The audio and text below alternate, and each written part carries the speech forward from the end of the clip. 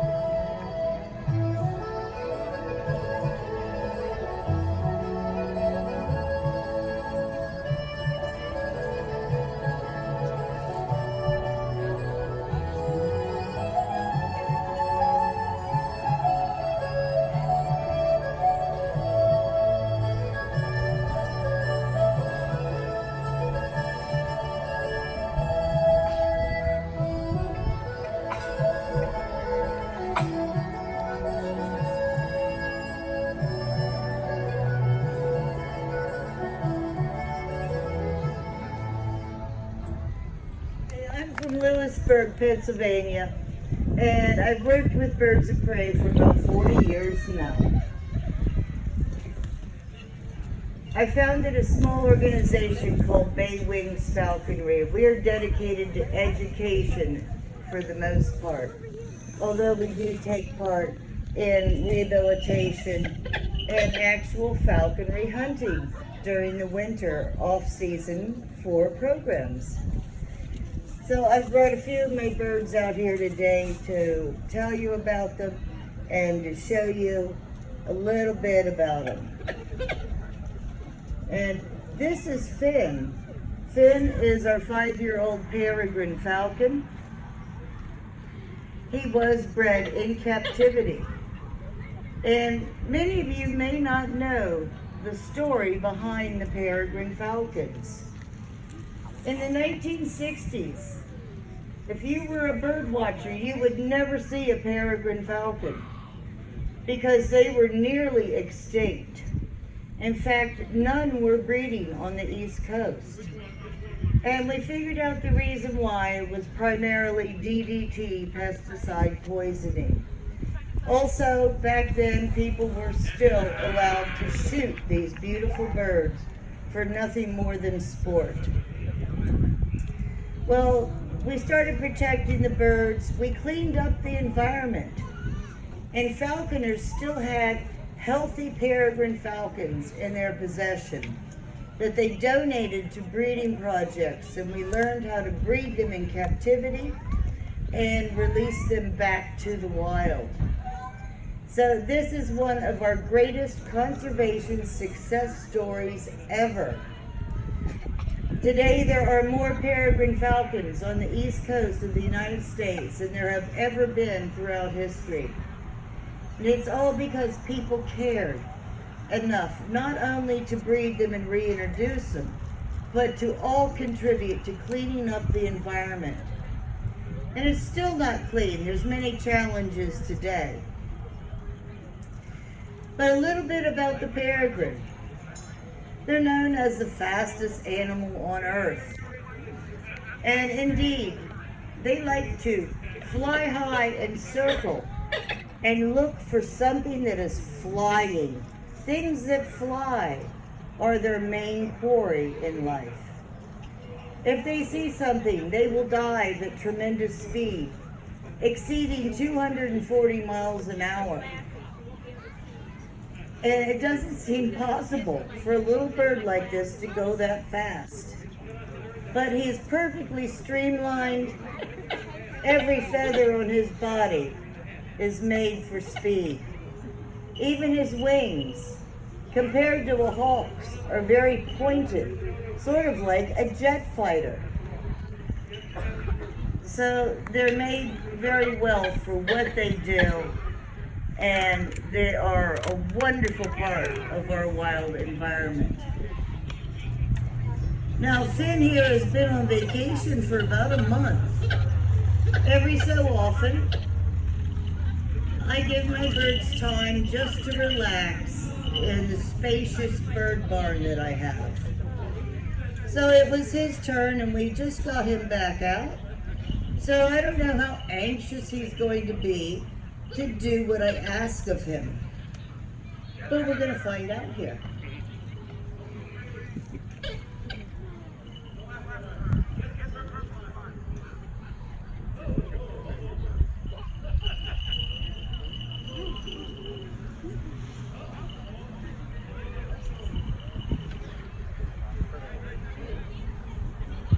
Okay, Finn, are you hungry? We don't try to get our birds to fly to us unless we're pretty sure that they're hungry. And he hasn't eaten his dinner today, so there's a good chance he's hungry. And he knows that if he does what I ask, he will get a food reward. So we'll see here. Finn. Finn. Oh, he thinks you're a very good-looking crowd. He says, I'm just going to look at you guys. Come on, here. Food. Want an appetizer?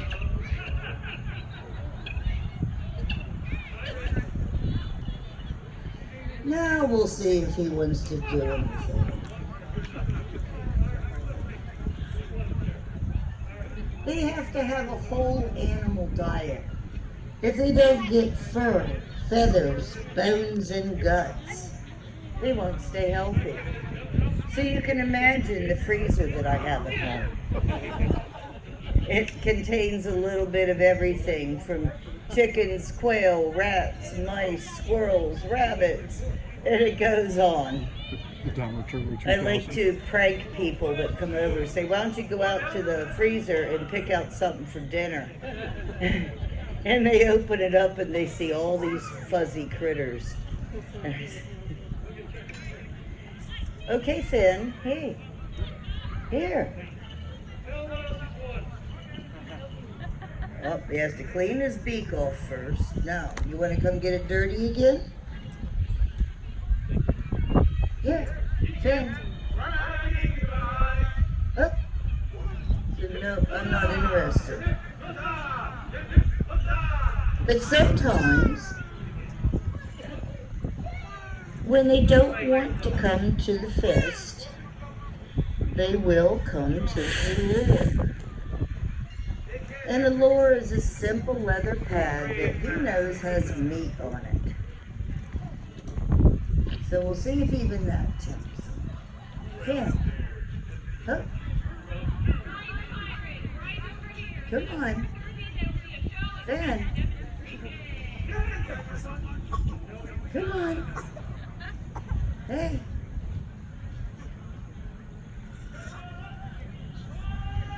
Finn.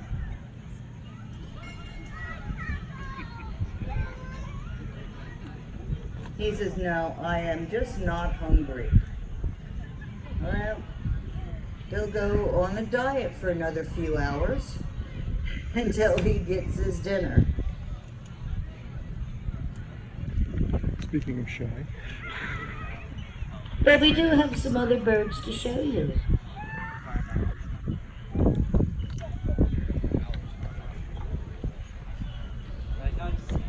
Now, how many people here like owls?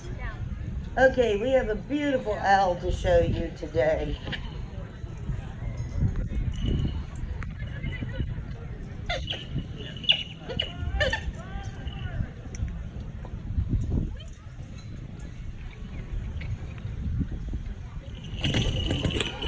Now you want to fly.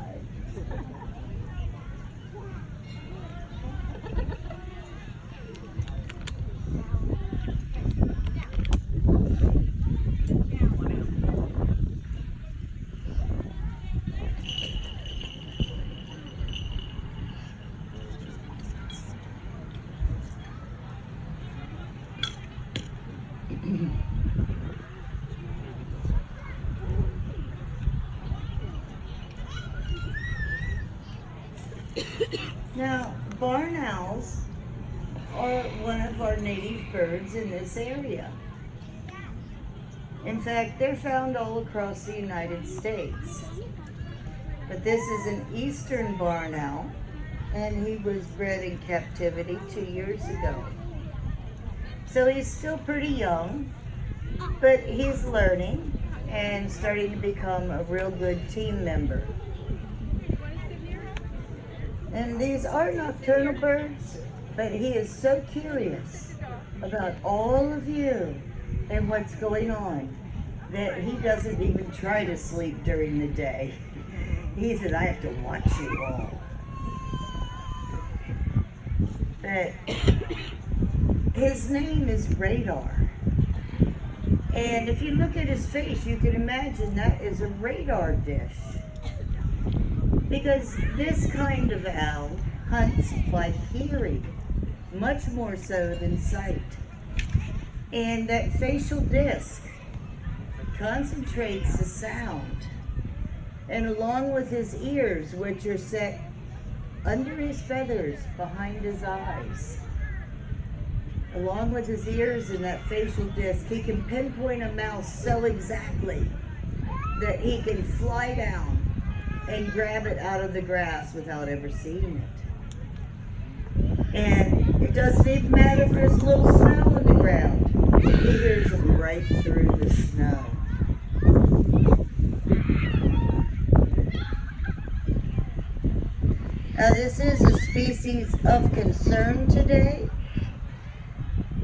And there's two reasons. One is loss of habitat, and the other reason is the rat and mouse poison that many people put out.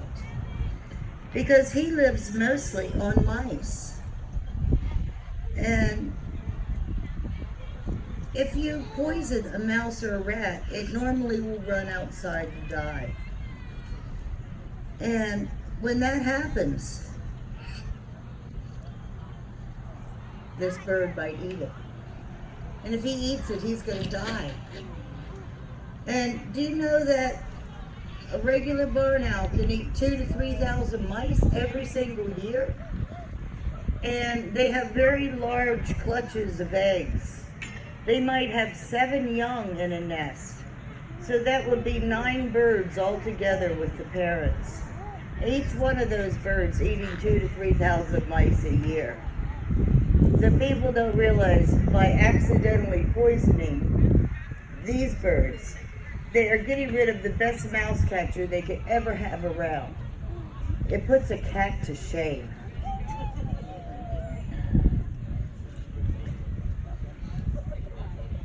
Radar. Oh, good boy. Okay. Perch. Okay, he might just be going to cooperate for us.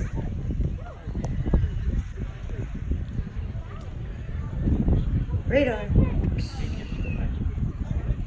Good boy.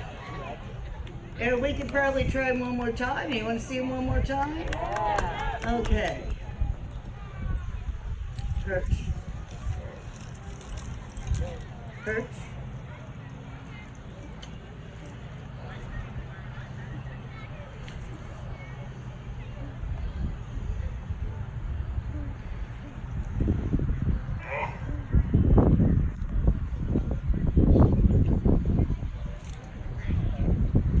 Up. There we go. Give Radar a big round of applause. He did well today.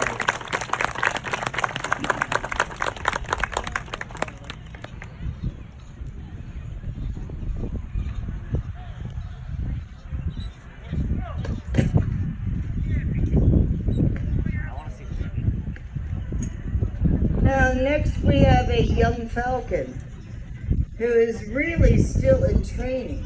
She's only a year old, and we're never sure exactly what she's going to do. But if all goes well, we're going to let her free fly and watch her try to catch her lure. And the object of this is for her not to catch it until I allow her to, which hopefully maybe 3 tries at it. But she has a habit of going down there, over there, up there, and she doesn't go far, but she sort of waits for me to come after her, and then I call her again and she comes to me. So we'll see what happens this time. It's going to be exciting anyway.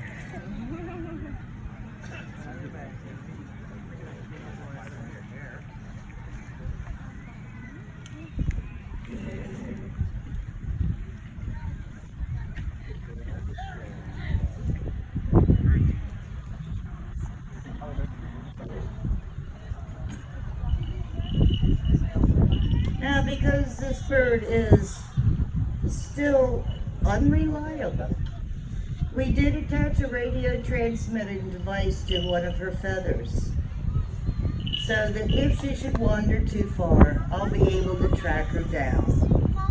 And she sort of thinks of me as her mother, so I'm sure that she would come right to me as soon as she saw me. But this is an Aplomado falcon. This is one that is actually endangered in the wild. And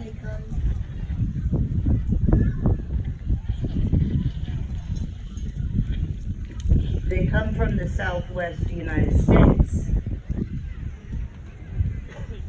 Now this one, of course, as most of my birds were, she was bred in captivity and raised by people. So she's not nearly as afraid of people as a wild bird might be.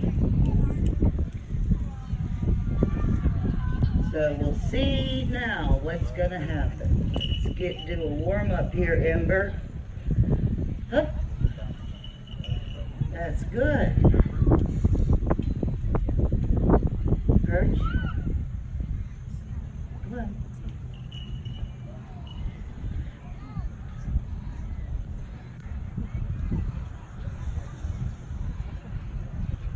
And one more. Just one more little tidbit. She says, yeah, I'm anxious.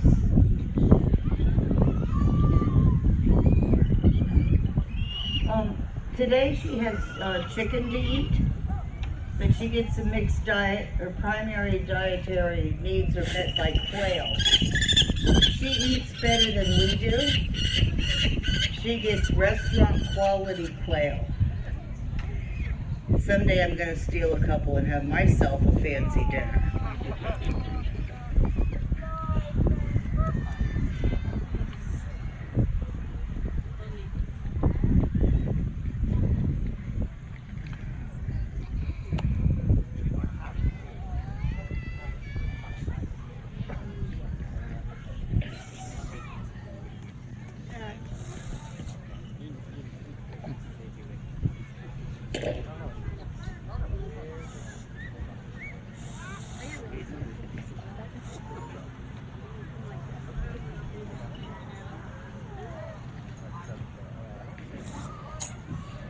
Hey, Ember. Huh?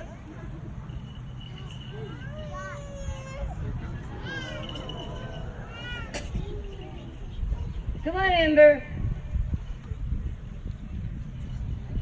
Oh, over here. Did you have a roadblock?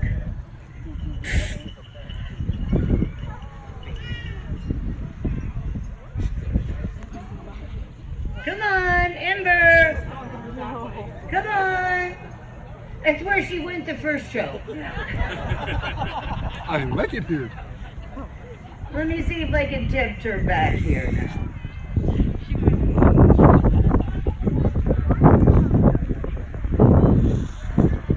Ember! Look! Here she comes. And of course, this dizzy stage is in the way. Ooh, good girl!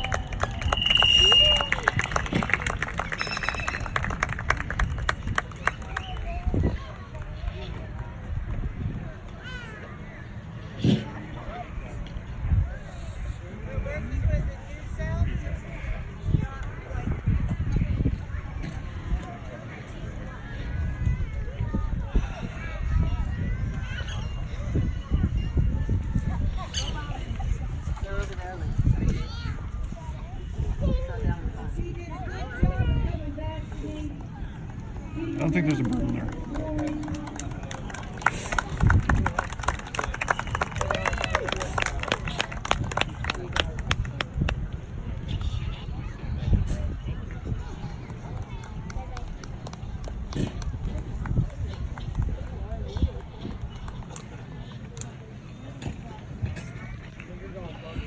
Alright, so in closing, I just want to hope you enjoyed the bird show. And I want to remind you that we are all the stewards of the earth. Without all our help, these beautiful wild creatures will not continue to exist. And anything that affects them will ultimately affect us.